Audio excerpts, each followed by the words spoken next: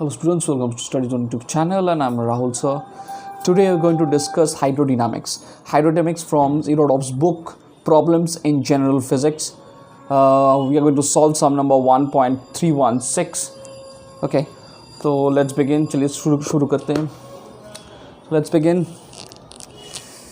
Question क्या दिया गया है यहाँ पर बच्चों, देखिए लिखा गया है two manometric pipes are mounted on a horizontal pipe of varying cross sections at sections S1 and S2.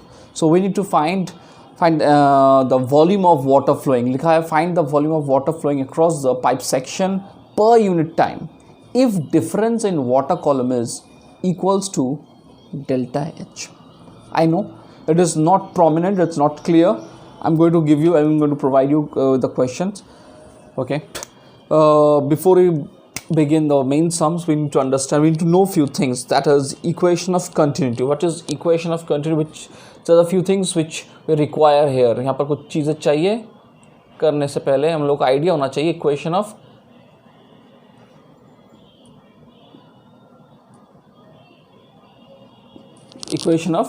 continuity.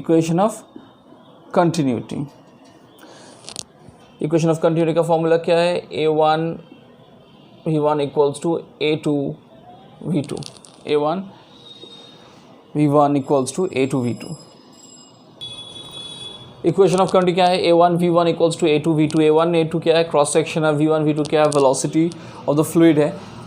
हालांकि यहाँ पर in this case you have mentioned that the cross section should be S1 and S2, so we are replacing this A1 and A2 with S1 and S2. तो ये रहा हम लोगों का equation of continuity. यहाँ पर एक स्टेटमेंट जाएगा, मैं डिक्टेट कर दे रहा हूँ, मैं लिखूँगा नहीं यहाँ पर, आप लिख सकते हैं, आप लोग लिखिएगा. Do write here that from the conservation of mass we can write this is equation of continuity. इसके साथ आप लोग लिखिए from the conservation of mass S1 V1 equals to S2 V2 but S1 according to the diagram में जैसे दिया गया है यहाँ पर, हालांकि मैंने डायग्राम बनाया नहीं, मैं डायग्राम बना के एक्सप्लेन कर देता हूँ. S1 is less than S2. Diagram यहाँ पर क्या है? कुछ इस तरीके का है. यहाँ पर एक कर्व हम लोग देखेंगे.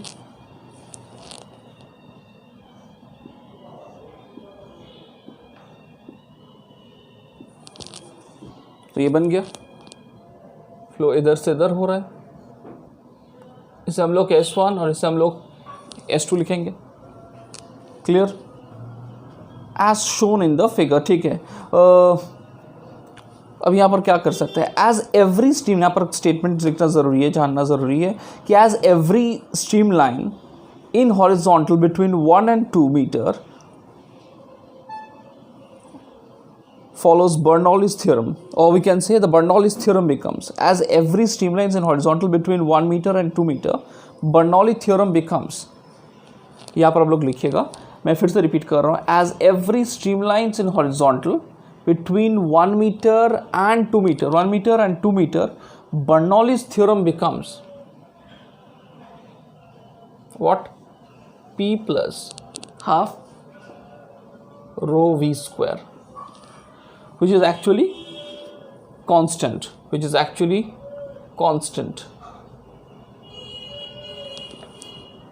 क्या है? कांस्टेंट है. क्लियर? अब ये हम लोगों को कहाँ से मिल रहा है? P1 V प्लस हाफ रो V स्क्वायर. ये तो हम लोग जानते हैं कि प्रेशर है, ये तो वेलोसिटी है और ये डेंसिटी है. चलिए इसका थोड़ा आइडिया ले लेते हैं ताकि इजी हो जाए. P is equals to 1 P plus half rho V square is equals to constant. तो इसमें से हम लोग क्या आइडिया जनरेट कर रहे हैं कि it gives actually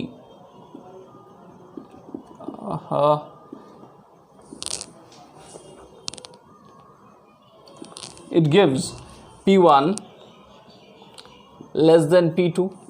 P1 less than P2. ये हम लोग ये कह सकते हैं कि V1 is greater than V2. Pressure और वॉल्यूम इन्वर्सली प्रोपोर्शनल है.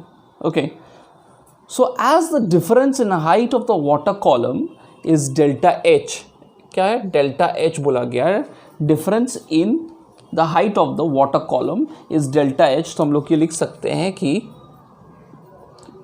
P2 minus P1 is equals to आपका होगा यहाँ पर रो जी एच। इसे याद रखिएगा, क्या है, P2 minus P1 is equals to rho G H. ये कहाँ से आ रहा है, मैं पहले जो स्टेटमेंट हो रहा है बता दे रहा हूँ। It will be as the difference in the height of the water column is delta H according to the question जो है।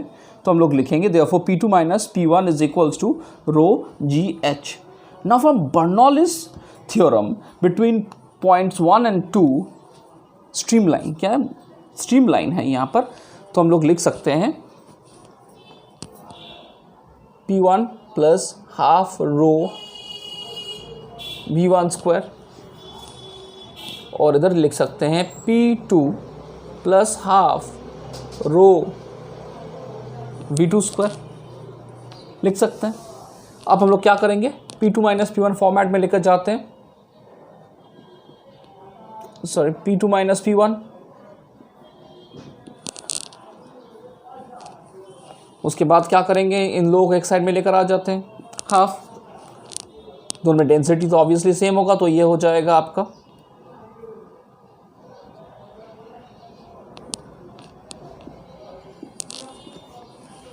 सॉरी तो आगे हो जाएगा ये 1, आपका 2 होगा V1 square minus V2 square. यहाँ तक मेरे ख्याल से क्लियर हो गया चीज़ें, ठीक है। अब हम लोग क्या करेंगे, इस चीज़ को हम लोग रिप्लेस करेंगे किससे, इस चीज़ से। P2 माइनस P1 को हम लोग क्या लिखेंगे यहाँ पर, रो जी एच, क्या लिखेंगे, रो जी एच, और ये 2 इधर आ जाएगा। तो what we are going to get, और ये रो तो कैंसिल हो जाएगा, क्लियर है ना, ये रो तो कैंसिल हो जाएगा। तो हम लोग इसे कैंसिल कर देते हैं, और हम लोग के पास इधर सिर्फ रहेगा V1 square minus V2 square. चलिए यहाँ तक तो ठीक है। इसके आगे क्या होगा, इसके आगे हम लोग ये वाला पोर्शन को हम लोग यहाँ पर यूज़ करेंगे, S1 V1 equals to S2 V2। और वो कैसे करेंगे, हम लोग रिप्लेस करेंगे। हम लोग लिखेंगे कि आपका, मैं इसे रेड पेन से लिख रहा हूँ, इसे हम लोग लिख सकते हैं V2 is equals to S1 V1 by S2, S1 V1 by S2, और इस चीज़ को हम लोग यहाँ पर सब्स्टिट्यूट कर देते हैं, क्लियर, यहाँ पर सब्स्टिट्यूट कर देते हैं। और इस कैलकुलेशन को मैं इस साइड दिखा रहा हूँ, तो यह आपका बन जाएगा 2GH, clear, equals to V1 square, और इसे हम लोग क्या लिखेंगे, V2 स्क्वायर को लिखेंगे minus S1 V1 by S2, rub this portion, जगह नहीं है।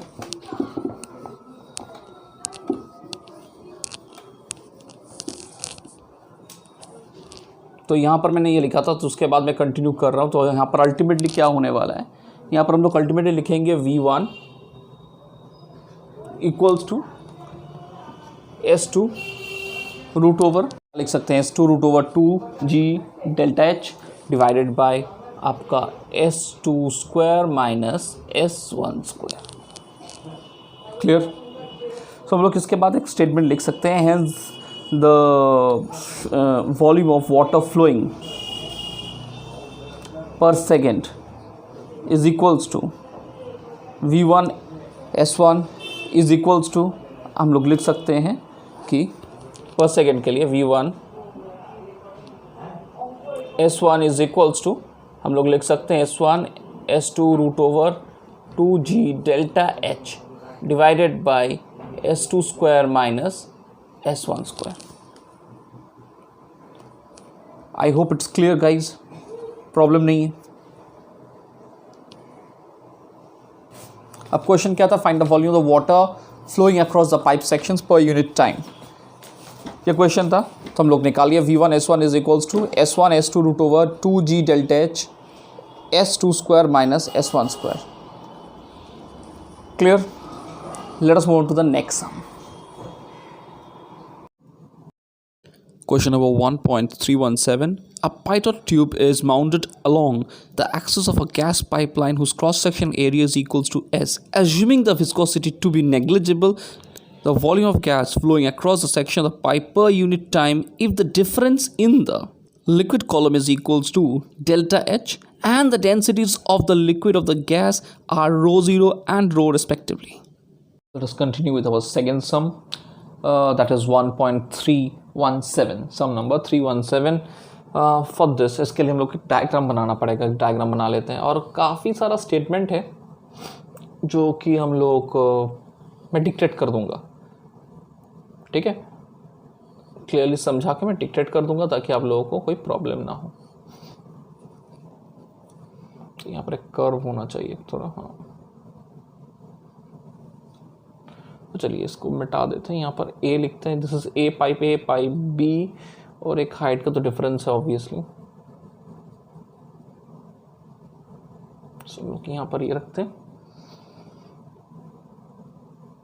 इसे मैं रेड पेन से बनाता हूँ तो बेटर रहेगा.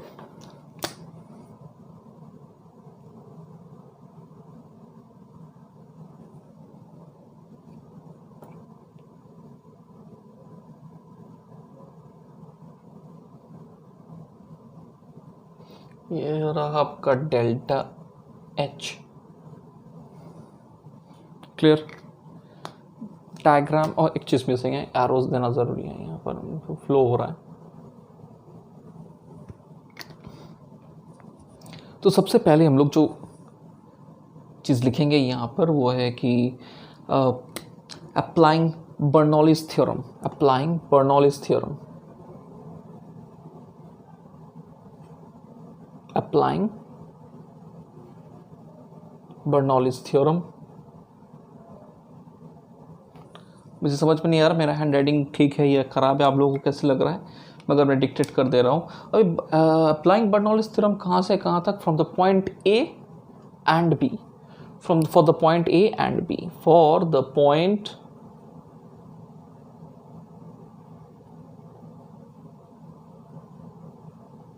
ए एंड बी. इस सम्स को मैं थोड़ा स्लोली समझाऊंगा ताकि आप लोगों को क्लियरली समझ में आ जाए. अब यहाँ पर वी ए आपका 0 है. ठीक है, इसलिए यहाँ पर जो इक्वेशन है जो कि पहले ऐसा होना चाहिए था आपका,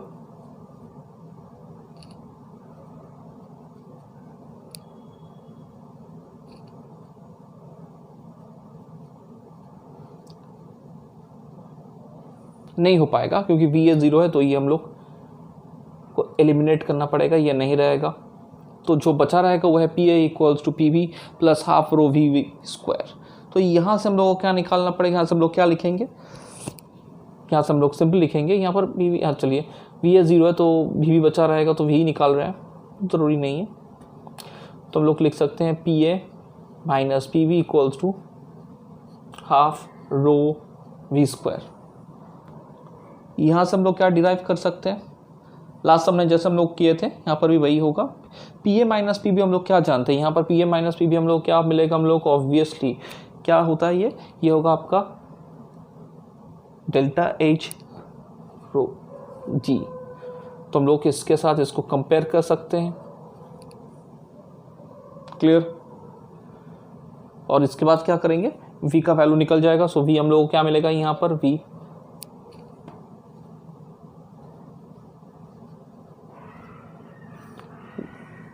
क्लियर.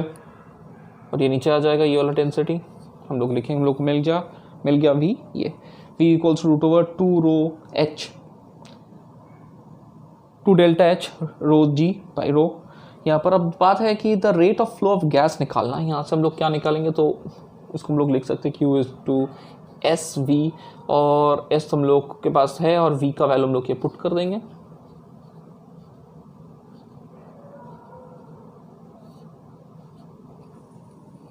क्लियर. ओके. अब मैं कुछ बताने वाला हूँ. एक्चुअली बात है कि कुछ चीज़ एक्सप्लेन करना ज़रूरी है यहाँ पर. यह देखिए, जो गैस फ्लो हो रहा है, the gas flows actually over the tube past it at B. ठीक है. उसके बाद क्या है? एट ए में क्या हो रहा है? The gas become stationary. Gas क्या हो जा रहा है? स्टेशनरी हो जाएगा. हो जाएगा, यहाँ पर स्टेशनरी हो जा रहा है, और it will move into the tube which already contains, उसके अंदर ऑलरेडी क्या है, ऑलरेडी उसके अंदर गैस है, कंटेन्स गैस। तो यहाँ पर हम लोग अगर बर्नौलीज थ्योरम हम लोग अप्लाई करेंगे, हम लोग को ये याद रखना ज़रूरी है, we should remember this that मैं लिख दे रहा हूँ P rho plus half V square plus G Z ले, ठीक है, which remains constant along a stream line. ये स्ट्रीम लाइन के लिए क्या है, परफेक्ट है। अब आगे क्या है, देखिए इन द प्रेजेंट केस हम लोग क्या कह सकते हैं कि we are applying Bernoulli's theorem indirectly. हाँ, indirectly we are applying Bernoulli's theorem. बात क्या है, the stream line at A is not the stream line at B. A और बी में स्ट्रीम लाइन सेम नहीं है। So nevertheless the result is correct. To be considered of this, we need only to apply Bernoulli's theorem to the streamline that goes through A, be comparing the situation at A with that above B, एक ही level में, same level में, okay. अब एक steady condition है जो result के साथ हम लोग एग्री करेंगे, they derived because there can not be a transversal pressure differential in this case, transverse pressure differential, clear. Hopefully ये आप लोगों को समझ में आया होगा ये सब जो मैंने समझाया। मैं एक बार फिर से दोहरा देता हूँ चीज़ क्या है जो एक्सप्लेन कर रहे हैं। देखिए ये प्रेजेंट केस में, यहाँ पर जो प्रेजेंट केस है, we are really applying Bernoulli's theorem somewhat indirectly. Directly हम लोग अप्लाई नहीं कर रहे, इनडायरेक्टली हम लोग बर्नौलीज थ्योरम अप्लाई कर रहे हैं। The stream line at A is not the stream line at B. दोनों का स्ट्रीम लाइन क्या है, अलग अलग है। तो रिजल्ट करेक्ट है या नहीं, nevertheless the result is correct, मतलब रिजल्ट तो करेक्ट ही आएगा आप लोगों का। To be considered of this we need only to apply Bernoulli's theorem to the streamline that goes through A. A से जो जा रहा है उसी से हम लोग क्या करेंगे, Bernoulli's theorem अप्लाई करेंगे जो स्ट्रीमलाइन में जा रहा है, with that above B on the same level। ठीक है, तो A का सिचुएशन हम लोग B के सिचुएशन के साथ क्या कर रहे हैं, कंपेयर कर रहे हैं ऑन द सेम लेवल। अब एक स्टेडी कंडीशन में हम लोग एक चीज़ पे हम लोग एग्री करेंगे with the result derived because there can not be a transverse pressure differential. Transverse pressure differential तो होना ही नहीं चाहिए, clear. So let us move on to the next some.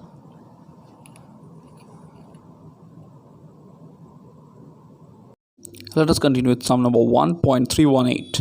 A wide vessel with small hole in the bottom is filled with water and kerosene. Neglecting the viscosity, find the velocity of the water flow. If the thickness of the water layer is equals to H1 equals to 30 centimeter and that of the kerosene layer to H2 is equals to 20 centimeter. Let us proceed with sum number 1.318. 1.318. देखिए यहाँ पर जो बात है kerosene और water का बात है। केरोसिन और वाटर में डायग्राम बना रहा हूँ ताकि क्लियर रहे। मैं के से डेजिग्नेट कर रहा हूँ, केरोसिन, केरोसिन ऊपर है, नीचे डब्ल्यू है, मतलब वाटर। इसका हाइट मैं रेड से मार्क कर रहा हूँ तो बेटर रहेगा, अलग अलग इंक। चलिए ये ऊपर में केरोसिन है और नीचे आपका वाटर है, ठीक है। अब इसका हाइट h1 है, इसका हाइट h2। मैं अलग अलग इंक से मार्क कर रहा हूँ। इसे हम लोग h2 लिखेंगे और इसको हम लोग h1 लिखेंगे, क्लियर। अब बात है कि यहाँ पर since density of water is greater than that of kerosene, we all know density of water is greater than density of kerosene. इसका डेंसिटी हम लोग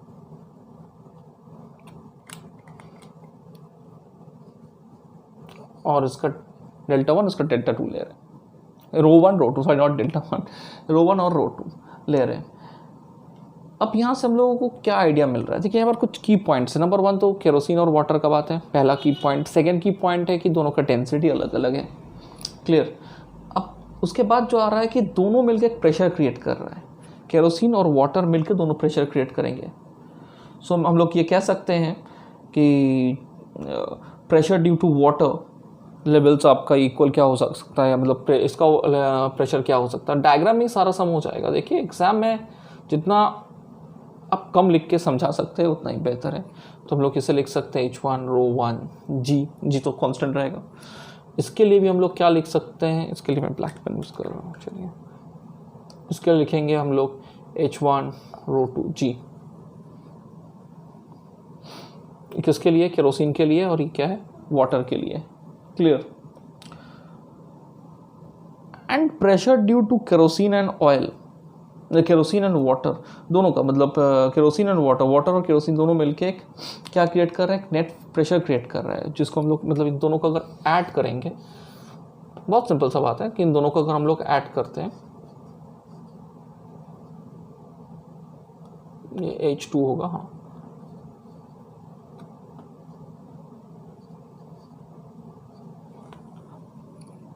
तो हम लोग को क्या मिलेगा, हम लोग को मिल रहा है नेट प्रेशर। और बर्नौलीज थ्योरम हम लोग क्या एक्सप्लेन कर रहे हैं, बर्नौलीज यहाँ पर क्या बता रहा है कि from Bernoulli's theorem the pressure energy will be converted into kinetic energy. तो नेक्स्ट की पॉइंट क्या है, जो प्रेशर एनर्जी है, प्रेशर पोटेंशियल एनर्जी नहीं, प्रेशर एनर्जी जो है वो एक्चुअली किस में चेंज हो रहा है, कन्वर्ट हो रहा है, किस में कन्वर्ट हो रहा है, काइनेटिक एनर्जी में। मैं लिख दे रहा हूँ प्रेशर एनर्जी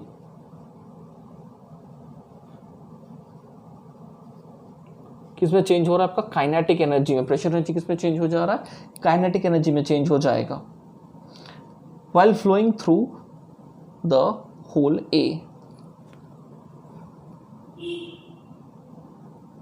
दैट इज, अब यहाँ पर क्या मिलेगा हम लोग इसे कैसे लिख सकते हैं कि किसके साथ इक्वल होगा, काइनेटिक एनर्जी के साथ इक्वल हो रहा है, तो हम लोग क्या लिख सकते हैं, half rho 1 into v square. दोनों किसके साथ इक्वल हो रहा है, ये तो क्या बन जा रहा है, ये वाला पोर्शन क्या बन गया, मैंने हम लोग कहा ये प्रेशर एनर्जी बन जा रहा है। किसके साथ इक्वल हो रहा है, काइनेटिक एनर्जी के साथ इक्वल हो रहा है, तो हम लोग इजीली लिख सकते हैं, क्लियर। और यहाँ से हम लोगों को क्या निकालना है, v का वैल्यू निकालना है, जो कि काफ़ी आसान है, हम लोग लिख सकते हैं यहाँ पर v is equals to √2 H1 plus H2 लिख सकते हैं। और क्या हो सकता है यहाँ पर, रो 1, सॉरी यहाँ पर तो ये जाएगा, तो ये आ जाएगा √2 बाई रो 1, ठीक है जी। ये थोड़ा चेंज करना पड़ेगा, ये ब्रैकेट यहाँ पर आएगा, हाँ समझ में आ गया है, होपफुली क्लियर है, ठीक है। अब वैल्यू पुट करेंगे तो हम लोग का आंसर कितना आएगा वो चेक करना पड़ेगा। मेरे ख्याल से 3 मीटर पर सेकेंड आना चाहिए, 3 मीटर पर सेकेंड ये आपका आंसर आ जाना चाहिए, क्लियर हुआ, ठीक है। मैं एक बार फिर से चीज़ों को दोहरा रहा हूँ। देखिए दो चीज़ें यहाँ पर, केरोसिन है, वाटर है, दोनों का डेंसिटी अलग अलग है, हाइट अलग अलग है, ऑब्वियसली दोनों मिलकर एक प्रेशर क्रिएट कर रहा है, जो क्या है H1 रो 1 जी और उसका है H2 रो 2 जी, केरोसिन का है और ये वाटर का है। दोनों मिलकर ये प्रेशर क्रिएट हो रहा है, ठीक है। बर्नौलीज थ्योरम से हम क्या जानते हैं कि ये प्रेशर एनर्जी क्या हो जाएगा, कन्वर्ट हो जाएगा, किस में कन्वर्ट हो जाएगा, फ्रॉम बर्नौलीज थ्योरम। यहाँ पर लिखना होगा, मैं छोटा से लिख रहा हूँ, FB लिख दे रहा हूँ, FBT मतलब क्या है, BTS नहीं है भाई, FBT है सिर्फ, from BT, from Bernoulli's theorem हम लोग लिख रहे हैं। हाँ भाई BTS का ज़माना है, और क्या, फ्रॉम बर्नौलीज थ्योरम लोग लिख सकते हैं क्या है कि प्रेशर एनर्जी क्या हो जाएगा, अल्टीमेटली काइनेटिक एनर्जी में कन्वर्ट हो जाएगा, और काइनेटिक एनर्जी से हम लोग क्या निकाल सकते हैं, वेलोसिटी निकाल सकते हैं। तो H1 rho 1 g plus H2 rho 2 g is equals to half rho 1 v square. तो यहाँ से हम लोग v निकाल लेंगे, अल्टीमेटली क्या निकल रहा है, v is equals √2 bracket H1 plus H2 rho 2 by rho 1 bracket close जी। अब डेरिवेशन नहीं दिखा रहा हूँ, आप लोगों को डेरिवेशन आता ही है, आप कर पाएंगे, ठीक है। उसके बाद वैल्यू पुट कर दीजिए और आपका आंसर मिल जाएगा 3 meter per second. So we are done with this sum, let us move to the next sum. मेरे ख्याल से वीडियो काफ़ी बड़ा हो जा रहा है, तो मैं वीडियो को यहीं रख रहा हूँ। दूसरे जो सम्स है हम लोग बाद में सॉल्व करेंगे, अगले वीडियो में सॉल्व करेंगे। सो बच्चों, till then stay safe, stay healthy, all the best, bye.